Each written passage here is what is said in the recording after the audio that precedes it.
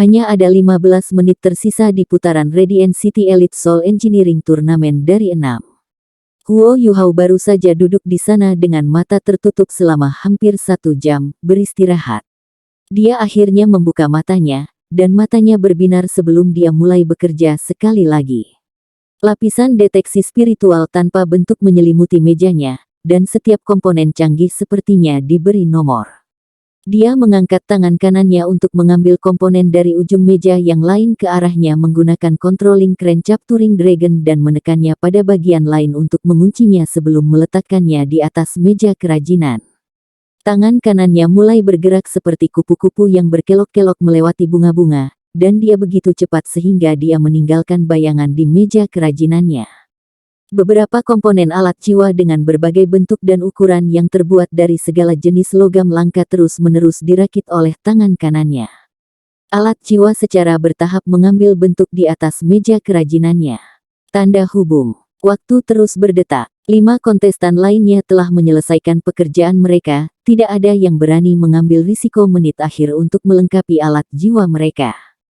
Mereka memberi diri mereka cukup waktu buffer dan cadangan selama proses kerajinan mereka, sehingga semua mata mereka beralih ke Huo Yuhao pada saat yang sama.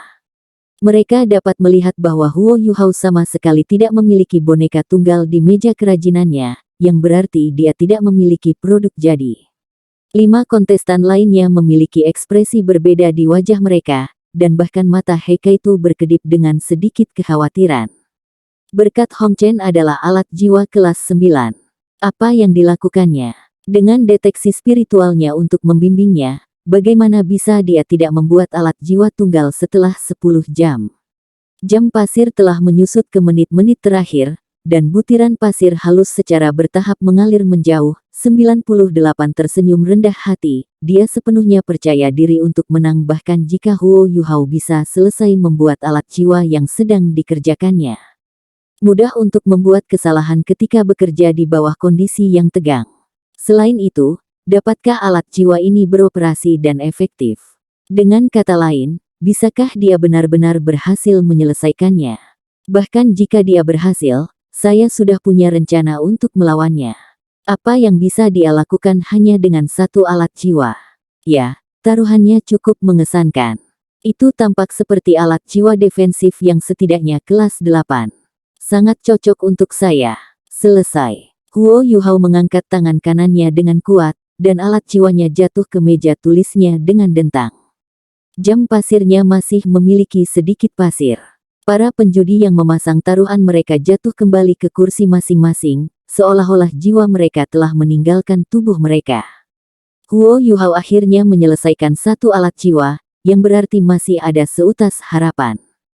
1 utas lebih baik daripada tidak sama sekali. Aku mengerutkan kening dari tempatnya duduk di hadapan Huo Yuhao. Dia bisa melihat bahwa Yuhao telah menempa alat jiwa yang sangat aneh yang berbentuk seperti perisai. Penampilan fisik perisai itu dibagi menjadi 3 bagian yang berbeda. Ada pusat menonjol yang berbentuk seperti bola dan sebesar kepala manusia, yang permukaan logam perak putihnya bersinar dengan cahaya hijau kebiruan yang lembut. Permukaan luar perisai sebagian besar berwarna abu-abu, dengan belahan yang menonjol di bagian tengahnya, dan sebaliknya sangat sederhana. Lingkaran terluarnya adalah logam biru pucat, dan jauh lebih tipis dibandingkan bagian lainnya. Orang akan menyadari setelah pemeriksaan lebih dekat bahwa perisai ini dibuat dengan merakit banyak komponen yang berbeda secara bersamaan. Ada beberapa logam langka yang terkandung di dalamnya, dan bahkan seorang insinyur jiwa yang mapan seperti 98 tidak dapat mengidentifikasi semuanya dengan 1 tampilan. Waktu habis, kontestan. Tolong hentikan semua yang Anda lakukan. Hakim, silakan melangkah maju untuk menilai alat jiwa mereka. Ajin kembali ke panggung. Penghalang kedap suara menurun, dan suara riuh segera membanjiri tahap kompetisi. 3 hakim sudah di atas panggung, dan orang pertama yang mereka dekati adalah Huo Yuhao. Huo Yuhao belum menghasilkan alat jiwa tunggal di seluruh putaran sampai saat terakhir, dan mereka ingin memastikan apakah dia memenuhi syarat untuk melanjutkan di chapter ini. Tanda hubung. Beberapa orang sedang duduk di dalam ruang tamu di tengah sebuah bangunan yang melayang di udara di atas aula emas. Ada seorang wanita mengenakan jubah hitam panjang yang duduk di tengah-tengah semua orang, jubahnya yang longgar dan besar menutupi seluruh tubuhnya. Seseorang hanya bisa membedakan jenis kelaminnya dari garis samar kerangka fisiknya. Dia mengenakan topi bambu kerucut, dan kerudung hitam menutupi wajahnya. Hanya dua matanya yang abu-abu kebiru-biruan yang terungkap, dan mereka diam-diam memperhatikan semua yang terjadi di luar. Ruang tamu sangat sunyi saat ini, semua orang hanya menonton tanpa mengeluarkan suara. Apa pendapatmu tentang 66, tiga tua? Wanita yang duduk di tengah bertanya dengan polos. Orang yang ia ajak bicara adalah seorang lelaki tua yang usianya sekitar 60 tahun. Rambut putih peraknya menjuntai di belakang kepalanya, dan dia memiliki tubuh yang sangat tangguh dan berotot. Dia tidak semuda itu lagi, tetapi matanya masih sangat tajam dan empuk. Pemuda itu sangat canggih, wakil ketua sekte. Saya perhatikan bahwa dia sedang merancang alat jiwa komposit yang sangat rumit sejak awal, tapi ini pertama kalinya saya melihat metode produksi ini. Ada 17 susunan formasi yang terkandung di dalamnya.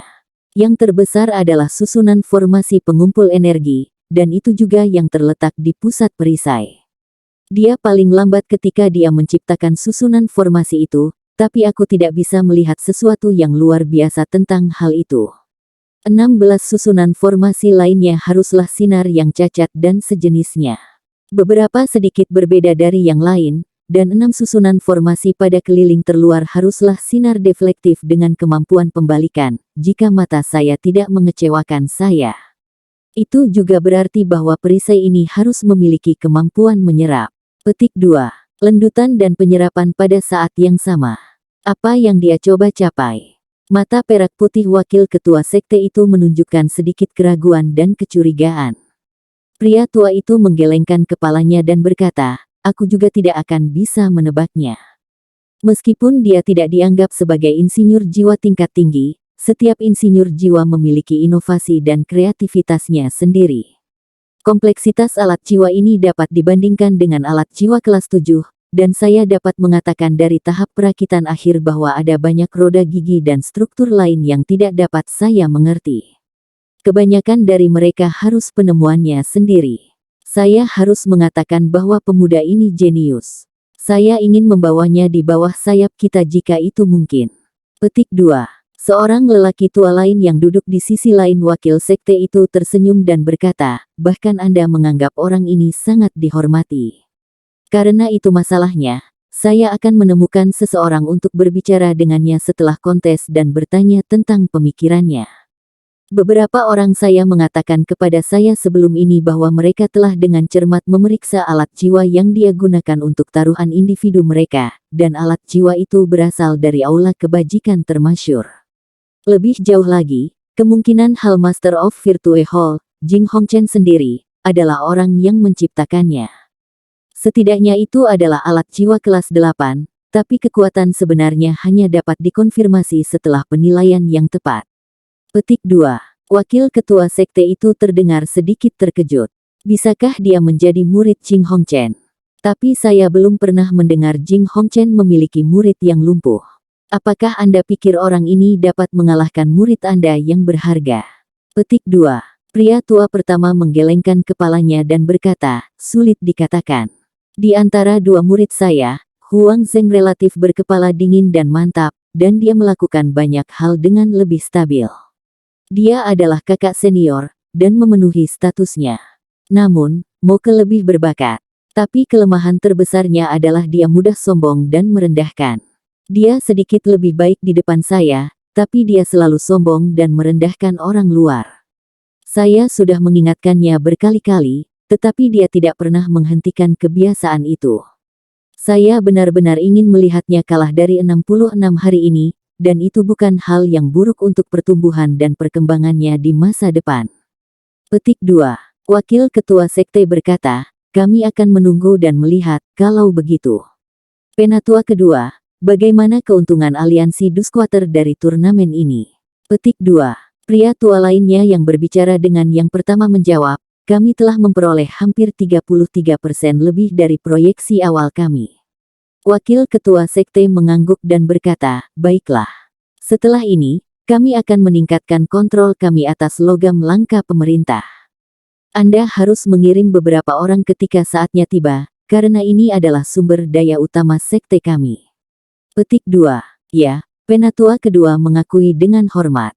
Tanda hubung. 3 hakim dengan cepat membuat penilaian mereka di panggung kompetisi, dan mereka menegaskan bahwa Huo Yuhao telah berhasil menciptakan alat jiwa. Namun, para hakim berbagi kebingungan dengan penatua ketiga dan wakil ketua sekte, dan mereka tidak mengerti mengapa Huo Yuhao akan membuat alat jiwa seperti itu. Ini adalah alat jiwa defensif dalam perkelahian, yang berarti bahwa Huo Yuhao akan menjadi orang yang pasif menerima serangan.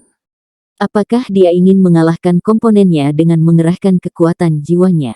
Aku tidak terlihat begitu baik ketika dia melihat bahwa alat jiwa Huo Yuhao adalah perisai. Awalnya, dia percaya bahwa Huo Yuhao sedang menciptakan alat jiwa ofensif dengan kekuatan serangan yang luar biasa. Tapi sepertinya penilaiannya salah, dan itu berarti sebagian rencananya untuk melawan Huo Yuhao sia-sia. Dia telah menghabiskan 4 jam menciptakan Invincible Barrier melawan Huo Yuhao secara khusus karena penilaiannya yang salah. Keenam insinyur jiwa dengan cepat divalidasi, 98 memiliki 6 alat jiwa yang lengkap, Huo Yuhao hanya memiliki 1, dan 96 juga memiliki 6. Heikaitu memiliki 5, dan 2 sisanya masing-masing memiliki 4. 96 dan 98 memiliki keunggulan besar dibandingkan yang lain dalam hal jumlah alat jiwa yang telah mereka ciptakan.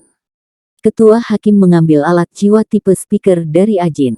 Dia mengumumkan sejumlah alat jiwa yang telah diselesaikan masing-masing kontestan sebelum dia menurunkan suaranya dan berkata, "Saya akan mengajukan pertanyaan rutin saya sekarang. Fase kerajinan telah berakhir, dan karena ini adalah putaran ke-6, setiap alat jiwa harus diuji di lapangan, tidak peduli bagaimana hasilnya. Alat jiwa Anda harus terbukti dalam pertempuran untuk menunjukkan kekuatan dan nilai mereka. Izinkan saya bertanya kepada Anda sekarang, apakah ada yang merasa bahwa alat jiwa Anda tidak cukup untuk melawan lawan Anda? Anda memiliki opsi untuk mundur sekarang. Jika tidak, Anda bertanggung jawab atas cedera Anda sendiri, dan bahkan kematian Anda begitu kita memasuki fase pertempuran." Petik 2. Ada lebih banyak ketegangan di panggung kompetisi begitu ini dikatakan, dan suasananya terasa jauh lebih bermusuhan. Banyak pejabat sudah di atas panggung untuk menghapus 6 meja kerajinan, dan mereka juga sementara menghapus logam langka yang dimaksudkan sebagai hadiah. Jelas bahwa tahap kompetisi melingkar ini adalah tempat 6 insinyur jiwa akan bertarung habis-habisan. Tidak ada yang mundur. Hadiahnya sangat kaya dan murah hati, siapa yang tidak mau mencobanya? Bahkan jika seseorang berakhir dengan kekalahan, mereka masih bisa mengakui kekalahan. Sangat tidak mungkin bagi seseorang untuk mati dalam turnamen yang difokuskan pada membandingkan alat jiwa. Sangat baik, karena tidak ada yang memutuskan untuk mundur, kami akan memulai fase pertempuran. Bolehkah saya mengundang 96 dan 37 untuk memulai pertandingan pertama? Petik 2. Taruhan individu Huo Yuhao dengan 98, bersama dengan nilai taruhannya yang luar biasa, berarti bahwa mereka mungkin akan menjadi yang terakhir untuk bertarung. Pertandingan pertama pasti akan antara pasangan yang lebih tidak seimbang.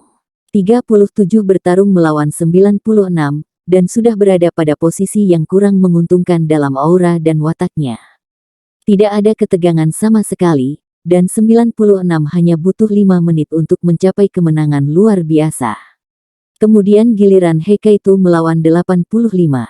Heikaitu secara bertahap melangkah ke panggung kompetisi dengan meriam besar di pundaknya. Dia telah membuat 5 alat jiwa, meriam hitam di bahunya, penutup dada bundar, perisai, pelat pinggang, dan helm. Itu adalah 5 alat jiwanya yang berbeda, dan dia diperlengkapi dengan baik dalam hal serangan dan pertahanan. Hampir setiap kontestan tunggal memilih arah ini. Lawan Heikaitu sedikit lebih sederhana dibandingkan. Lawannya memiliki pelindung dada, dan 1 meriam jiwa yang relatif lebih kecil di masing-masing pundaknya. Dia juga memiliki alat jiwa seperti sabuk di pinggangnya. Mereka berada di dalam tahap kompetisi Aula Emas, dan itu jauh lebih kecil dari tahap kompetisi Continental Elite Youth Soul Master Tournament. Tidak ada pihak yang memiliki banyak ruang untuk bergerak, dan serangan jarak jauh apapun dapat mencapai pihak lain dalam waktu singkat. 3 hakim kembali ke posisi mereka, dan ketua hakim berseru, mulai.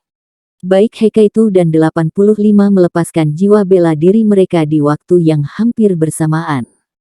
Hekaitu sangat cepat, dan 6 cincin jiwa bangkit dari kakinya. Saat melihat ini, hadirin berteriak dan berseru. Hekaitu adalah seorang kaisar jiwa berantai 6, dan ini berarti bahwa lelaki bertopeng jangkung dan bertopeng lebar ini kemungkinan juga seorang insinyur jiwa kelas 6. Orang-orang yang telah memasang taruhan mereka pada Hekaitu mulai terkesiap dan berseru dalam sukacita dan kegembiraan. 85 memucat dibandingkan. Dia memiliki 2 cincin jiwa kuning dan 3 ungu, hanya 5 cincin jiwa, dan dia tidak memiliki kombinasi cincin jiwa paling optimal. Kedua belah pihak memilih untuk melepaskan alat jiwa yang sama pada awalnya, penghalang jiwa pelindung. Lapisan cahaya putih naik dan membungkus tubuh mereka di dalam. Kedua penghalang jiwa adalah kelas 5, karena mereka hanya punya 10 jam untuk membuat alat jiwa mereka. Alat jiwa seperti sabuk yang melingkari pinggangnya meledak dengan cahaya warna-warni, dan lingkaran demi lingkaran cahaya yang kuat berdesir keluar darinya. Gelombang kekuatan jiwanya mulai berkembang dengan kecepatan kilat. Wow, lihat semuanya. Alat jiwa di sekitar pinggang 85 adalah alat jiwa pengumpul energi yang sangat langka. Ini dapat memfokuskan dan menyingkat kekuatan jiwa pengguna dalam waktu singkat. Sangat sulit untuk membuat alat jiwa seperti itu, dan seseorang harus sangat tepat dalam proses kerajinan. Jika tidak, satu kesalahan akan menyebabkan cedera pada pengguna. Saya bisa membayangkan sekarang bahwa serangan berikutnya tahun 85 akan sekuat dan sekeras badai petir. Dengan penguatan alat jiwa pengumpul energinya, serangannya dapat menyaingi insinyur jiwa kelas 6 untuk waktu yang singkat. Petik 2. Hekaitu tidak merespon ketika dia melihat alat jiwa pengumpul energi lawannya.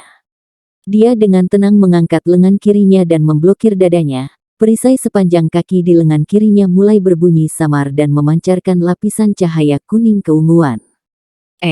Lihat, penghitung yang bagus. Perisai yang telah dipilih 88 untuk digunakan haruslah perisai yang mencerminkan jiwa.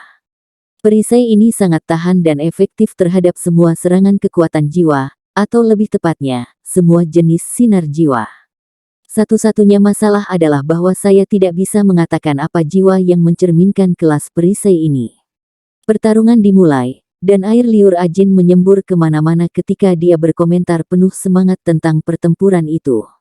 Alat jiwa pengumpul energi untuk sementara waktu dapat meningkatkan kemampuan ofensif seorang insinyur jiwa, tetapi juga menghabiskan lebih banyak kekuatan jiwa. Pengguna harus mencapai kemenangan secepat mungkin. 85 merasa hatinya tenggelam ketika dia melihat 6 cincin jiwa Hekaitu. Dia tahu bahwa dia hanya memiliki satu kesempatan untuk menang. Karena ini, dia tidak menunggu Hekaitu untuk melakukan hal lain, dan menembakkan meriam jiwa kembar di bahunya. 2 lampu berbeda meledak ke arah Hekaitu. Meriam jiwa di bahu kirinya adalah sinar jiwa putih yang cemerlang. Udara di sekitarnya terasa sedikit aneh ketika sinar ini melonjak, dan semua orang tampak melihat retakan dan air mata di udara di mana sinar jiwa ini berlalu. Udara tampak seperti kaca dan pecah setelahnya. Meriam jiwa lainnya menembakkan bola cahaya merah muda. Bola ini sebesar kepalan tangan, tetapi tumbuh semakin besar saat terbang di udara. Setiap kontestan yang dapat mencapai chapter 6 memiliki kekuatan unik mereka sendiri, dan 85 tidak terkecuali. Bahkan Huo Yuhao sedikit heran ketika dia menyaksikan meriam jiwa itu. Keduanya adalah alat jiwa kelas 5 yang jarang terlihat. Sinar jiwa yang retak membuka udara saat terbang disebut gelombang kejut yang membelah. Meskipun mirip dengan bom kejut, ada dunia perbedaan di antara mereka. Bom kejut mengandalkan gelombang kejut yang kuat, namun gelombang kejut yang membelah menyerupai pisau dan bilah yang tak terhitung jumlahnya. Efek pemotongan yang kuat akan diarahkan ke target, dan itu akan memotong dalam pola yang sangat tidak teratur. Gelombang kejut yang membelah itu sangat destruktif, sengit, dan brutal.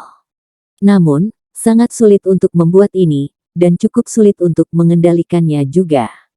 Gelombang kejut yang terpisah secara inheren tidak stabil, dan dapat dengan mudah melukai pengguna mereka. Karena itu, para insinyur jiwa biasanya tidak memilih alat jiwa semacam itu. Namun, 85 tampaknya sangat percaya diri, dan jelas bahwa dia sangat akrab dengan menggunakan alat jiwa yang serupa. Bola merah muda di sisi lain tidak jauh lebih buruk, dan itu dikenal sebagai meriam enfibling. Meriam ini dapat dianggap sebagai versi yang lebih primitif dari sinar penuaan yang telah digunakan pada Wang Qiwer. Sulit bagi pertahanan berbasis energi manapun untuk menghilangkan efek meriam yang melemahkan, dan siapapun yang terkena dampaknya akan segera memasuki kondisi lemah. Keadaan yang melemah ini berkepanjangan dan berkelanjutan, dan korban harus beristirahat untuk waktu yang sangat lama untuk pulih. Kedua alat jiwa itu dianggap sangat sulit untuk dibuat di antara alat jiwa kelas 5. Selain itu, banyak kekuatan jiwa harus dikonsumsi saat menggunakannya. Jelas bahwa 85 disiapkan dengan peralatannya.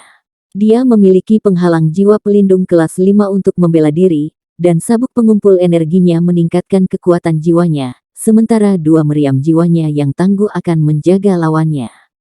Pengaturannya cukup mengesankan. Gelombang kejut yang memecah adalah yang pertama mencapai Heikaitu. Itu berbenturan dengan penghalang jiwa Heikaitu, suara melengking dan menusuk telinga terdengar. Penonton bisa melihat luka dan bekas luka dengan cepat berseliweran di penghalang jiwa Heikaitu. Karakteristik paling menakutkan dari gelombang kejut adalah bahwa ia dapat ditembakkan secara terus-menerus. Selama pengguna memiliki kekuatan jiwa yang cukup untuk mempertahankan serangannya, serangan ini dapat digunakan secara terus-menerus dan tanpa jeda. Tentu saja, gaya menyerang ini meningkatkan kemungkinan alat jiwa itu sendiri pecah. Kerang meriam enfibling mengikuti segera setelah itu. Tidak sulit untuk membayangkan bahwa penghalang jiwa Heikaitu pasti tidak akan mampu menahan gelombang kejut yang membelah jika dia memasuki kondisi lemah, dan kemungkinan itu akan langsung diiris dan dipotong-potong menjadi beberapa bagian. 85 segera meraih posisi atas ketika dia melakukan serangan pertamanya. Tapi Heikaitu tidak khawatir atau panik dari awal hingga akhir. Dia menekan perisai dan cahaya oranye, dan cahaya oranye tampaknya terwujud ketika melilit pelindung jiwanya dan membarikade gelombang kejut yang membelah tanpa. Keretakan dan bekas luka segera menghilang. Kaki Heikaitu bergerak ketika cangkang meriam enfibling datang tak lama setelah itu. Dia mengambil langkah ke kiri, menghindari serangan dengan kecepatan luar biasa. Fakta bahwa tubuhnya yang besar dan besar bisa membuat gerakan menghindar yang gesit dan gesit begitu mencengangkan. Namun, tuduhan meriam yang enfibling dikunci padanya, dan mulai mengikutinya saat ia melenggang. Helm di kepala Heikaitu menyala, seberkas sinar perak terang keluar dari sana dan berputar sekali di sekeliling tubuhnya. Muatan meriam enfibling mengejar dari belakangnya, jadi itu secara alami tercakup dalam radius sinar ini, dan langsung diambil oleh cahaya perak. Apakah ini yang dikenal sebagai tangan menangkap kelas 5? Itu dapat menangkap keberadaan berbasis energi yang kuat, dan terutama digunakan untuk melawan meriam jiwa yang diam. Cukup mengejutkan bahwa 88 telah menciptakan alat jiwa seperti itu. Ini adalah ciptaan yang sangat pintar. Petik 2. Tangan menangkap Heikaitu melilit biaya enfibling, dan efek pengunciannya segera dihilangkan. Kaitu melemparkan muatan meriam kembali ke arah 85, ingin memberi lawannya rasa obatnya sendiri. Bola cahaya merah muda meluncur lurus ke arah 85 dengan kecepatan lebih cepat dari yang awalnya diluncurkan. 85 diatasi dengan kaget, tetapi tanggapannya masih tepat. Tangan menangkap Heikaitu dapat menangkap entitas berbasis energi apapun pada kecepatan tertentu, tetapi itu tidak dapat menjaga kemampuan mengunci. 85 menghindar ke satu sisi dan menghindari cangkang meriam ini, tetapi gelombang kejutnya yang pecah berhenti sejenak karena gerakannya. Tepat pada saat itu, pilar cahaya biru yang cemerlang melonjak di panggung kompetisi. Pilar biru ini meledak seperti petir, dan seluruh aula emas tampak bergetar dan menggigil bersamanya. Hanya ada kubah pelindung di sekitar tahap kompetisi, tidak ada penghalang kedap suara. Karena itu, semua orang yang hadir dapat mendengar ledakan yang tajam dan memekakkan telinga. Meriam berat di bahu Heikaitu akhirnya dilepaskan, meriam petir. Ini adalah salah satu alat jiwa favorit Hekaitu. Petir yang menakutkan merobek udara terbuka saat itu bergemuruh ke arah lawan Hekaitu. Pencahayaan ungu kebiruan menyebabkan udara berputar dan memutarbalikkan, dan 85 baru saja menghindari muatan meriam Enfibling sendiri ketika wajahnya berubah. Kelas 6. Itu meriam petir kelas 6. Penghalang jiwa pelindung saya tidak bisa mengatasinya. Dia ragu-ragu sejenak sebelum dia berteriak, aku mengakui kekalahan. Dia memang memiliki opsi untuk melawan serangan ini. Dia bisa menggunakan Invincible Barrier-nya untuk membela diri, tetapi melakukan itu tidak berbeda dengan mengakui kekalahan. Hampir setiap insinyur jiwa di atas kelas 5 dilengkapi dengan Invincible Barrier, tetapi item ini sangat mahal sehingga tidak ada yang akan menggunakannya kecuali keadaannya adalah masalah hidup dan mati. Ini terutama terjadi ketika turnamen dilarang menggunakan alat jiwa yang tidak dibuat selama turnamen, dan ini berarti menggunakan Invincible Barrier setara dengan mengakui kekalahan. Ledakan. Meriam petir ditarik setelah hanya satu tembakan. Namun meski begitu, 85 langsung terlempar mundur dari benturan, dan penghalang jiwa pelindung kelas 5-nya langsung hancur. Kekuatan jiwanya hampir seluruhnya dihancurkan oleh dampak, dan seluruh tubuhnya terbakar hitam. Dia memuntahkan seteguk darah ketika dia jatuh kembali ke tanah. Ajin tidak bisa membantu tetapi berseru, 85 mencintai kekayaan lebih dari dia mencintai hidupnya. Saya percaya dia memiliki Invincible Barrier dengannya, tetapi dia tidak tahan untuk menggunakannya. Saya akan melakukan hal yang sama jika saya berada di posisinya. Sayang sekali aku bukan insinyur jiwa. Pertempuran berakhir, dan kemenangan telah ditentukan.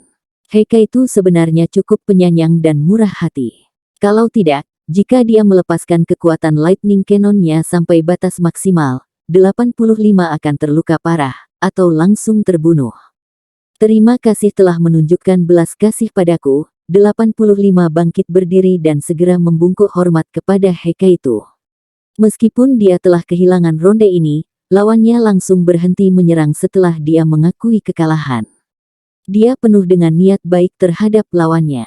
Hekaitu mengingat semua yang dikatakan Huo Yuhao. Dia tidak membuat suara, tetapi mengangguk ke arah lawannya sebelum dia meninggalkan panggung kompetisi untuk mengklaim hadiahnya.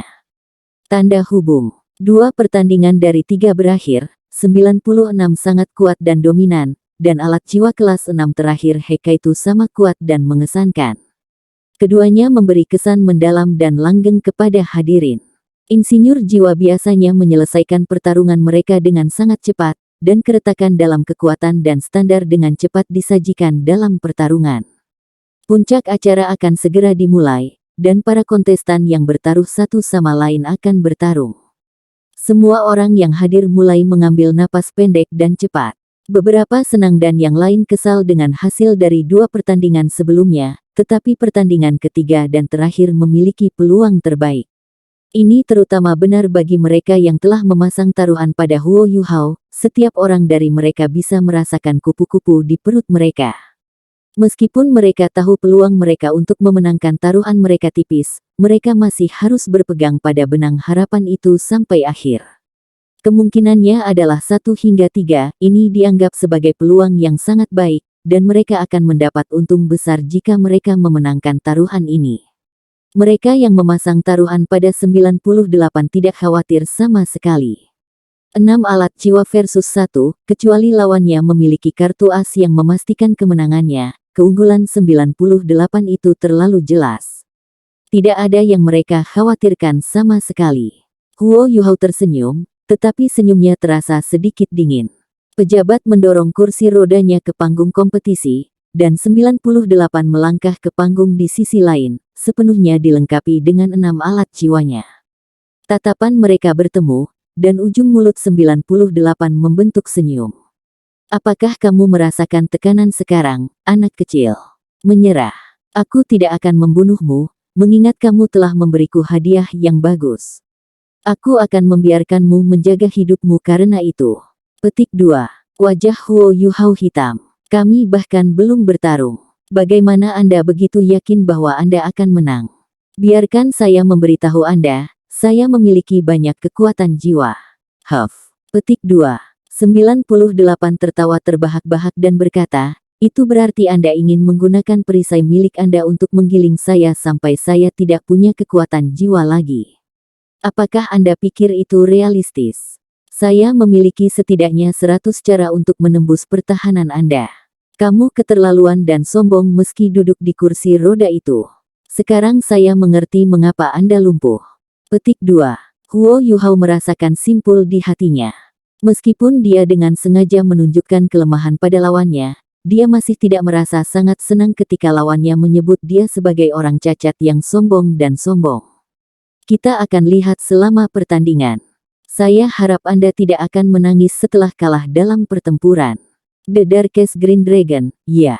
Ini sudah menjadi milikku. Huo Yuhao mendengus dingin, tetapi sepertinya dia tidak punya bahan untuk mendukung kata-katanya. Darkest Green Dragonku ada di sini. Saya khawatir Anda hanya bisa melihatnya. Hahaha. Aku melambaikan tangan kanannya, dan lampu hijau gelap melayang di ujung jari-jarinya seperti ular spiritual yang menjadi hidup. Huo Yuhao harus mengakui bahwa 98 cukup berhasil dengan alat jiwa, dan ia memiliki pencapaian sendiri.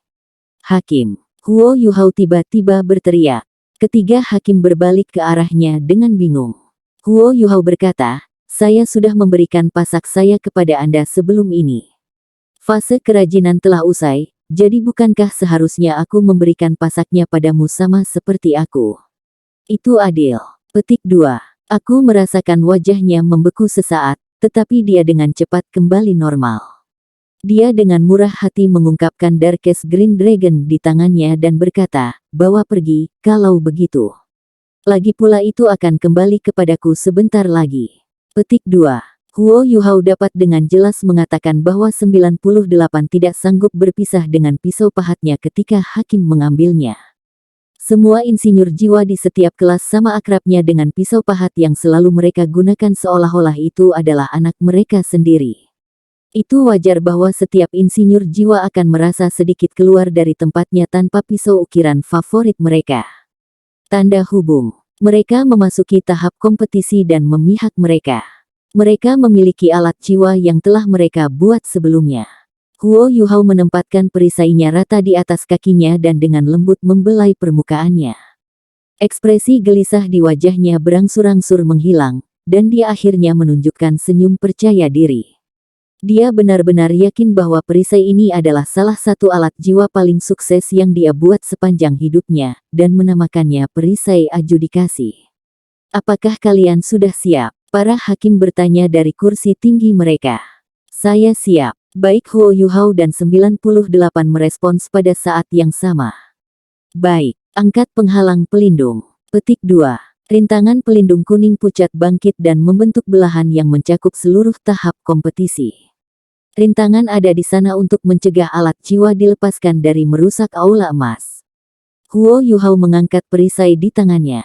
Aku tampak santai seperti biasa di sisi lain, dan dia mengangkat meriam jiwa yang tampak aneh dengan tangan kanannya. Mulai. Chapter pertandingan final 6 dimulai dengan pengumuman hakim. Huo Yuhao mengangkat perisainya di depannya. Namun, tidak ada cincin jiwa pun yang bisa dilihat di tubuhnya. Di sisi lain, suara siulan bisa terdengar di bawah kaki 98 ketika 2 cincin kuning, 2 ungu, dan 2 jiwa hitam naik, satu demi satu. Kekuatan jiwa yang padat segera beriak dari tubuhnya. Dia sama sekali tidak tergesa-gesa untuk menyerang. Sebaliknya, dia mengambil beberapa langkah ke depan saat dia meletakkan meriam jiwanya di bahunya. Dari 6 alat jiwa lain yang telah ia ciptakan, selain Invincible Barrier-nya, ia membutuhkan waktu paling lama untuk membuatnya. Meriam jiwa ini tampak seperti tertanam di pundaknya, dan memberi penonton perasaan bahwa itu adalah bagian dari tubuhnya. Ini adalah kualitas yang harus dimiliki seorang insinyur jiwa yang luar biasa, dan setiap alat jiwa yang ia ciptakan harus memiliki chemistry dengan tubuh sang insinyur jiwa. Meriam jiwa ini berwarna perak putih, dan cahaya hijau samar-samar terpancar. Mulut meriam itu datar dan persegi panjang, dan seluruh meriam itu tampak agak aneh. Bukaan hitam yang rata mulai berkedip dengan cahaya. 98 menyalurkan kekuatan jiwanya, dan alat jiwa di pinggangnya di belakang punggungnya meletus dengan cahaya. Dia juga memiliki alat jiwa yang mengumpulkan energi, tetapi alat jiwa yang mengumpulkan energi itu sedikit lebih lembut daripada milik 85. Setidaknya, undulasi kekuatan jiwa tampaknya tidak sekuat itu. Namun, begitu alat jiwa ini diaktifkan, meriam jiwa di bahunya meletus dengan lampu hijau. Tampaknya ada garis-garis hitam udara yang beredar di sekitar mulut meriam. Huo Yuhao menyembunyikan tubuhnya sepenuhnya di balik perisainya. Cahaya biru berkilau di perisainya, dan roda cahaya redup bisa terlihat yang meningkatkan area pertahanan efek. Tonjolan hemispherical di pusat perisai tidak banyak berubah, sementara daerah perak putih di pusat perisai dan di tepinya bersinar dengan cahaya putih yang relatif lebih kuat. Perisai itu memiliki penampilan luar yang cukup mengesankan dengan mata telanjang. Namun, para penjudi yang telah memasang taruhan mereka pada Huo Yuhao merasa harapan mereka berkurang. Bisakah dia benar-benar menggiling kekuatan jiwa lawannya dengan perisai ini? Mereka menyaksikan jiwa Huo Yuhao berdering pada saat ini. Dia memiliki 2 cincin jiwa kuning, 2 ungu, dan 1 jiwa hitam. Ini adalah kombinasi cincin jiwa yang optimal, tetapi ia hanya memiliki 5. Dia adalah Raja Jiwa, jadi bagaimana dia bisa memenangkan perang gesekan melawan Kaisar Jiwa? Kekuatan jiwa-jiwa Kaisar setidaknya 2 atau 3 kali lebih banyak daripada Raja Jiwa. Huo Yuhao jarang mengungkapkan warna jiwanya yang sebenarnya kepada orang luar sehingga dia bisa menyembunyikan identitasnya. Dia menggunakan imitasi untuk menutupi warna mereka yang sebenarnya.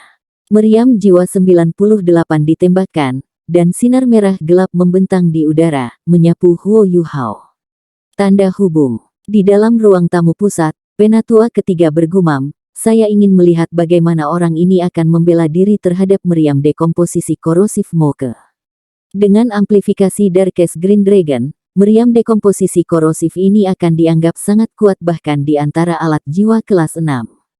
Ini sangat eksplosif, tetapi sifatnya yang terus-menerus merusak adalah atribut terkuatnya. Tidak peduli apa efek deflektif dan daya serap yang dimiliki perisai, itu hanya dapat berpengaruh pada entitas material. Bagaimana dia akan membela diri? Petik 2. Huo Yuhao membuktikan bagaimana dia bisa membela diri di panggung kompetisi. Dia meletakkan perisainya di depannya, dan mulai mengucapkan sesuatu dengan pelan. Perisai itu menghalangi pandangan semua orang, dan matanya tiba-tiba berubah menjadi abu-abu. Penonton menyaksikan sinar dekomposisi korosif akan mencapai perisainya. Garis abu-abu tiba-tiba meledak dari tubuh Huo Yuhao dan mengembun menjadi bola kabut berasap yang menghalangi gerakan maju sinar, begitu saja. Serangkaian suara berderak bisa terdengar saat uap naik dari panggung kompetisi. Huo Yuhao tidak bergerak sama sekali, tetapi kerangka hitam tiba-tiba muncul di hadapannya. Kerangka ini tampaknya telah dipanggil entah dari mana, dan kabut abu-abu menghalangi sinar cahaya untuk sesaat sebelum kerangka hitam ini dengan paksa turun tangan.